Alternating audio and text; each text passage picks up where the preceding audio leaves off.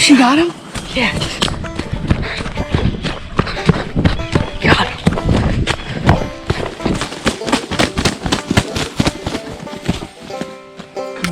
Good grief. He gobbled so close right there at one time. I'm about to completely lose my mind. Oh my gosh, there was like this one twig right in his head, like kept going like literally up and down the tree, and I was like, no.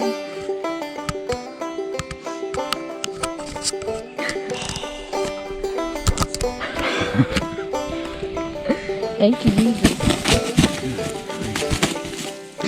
I mean, that thing. It was just gonna be so excited. Holy moly. That's a far shot. Almost 50 yards.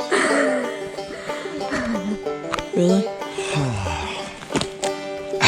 When I saw him the first time, he was right there.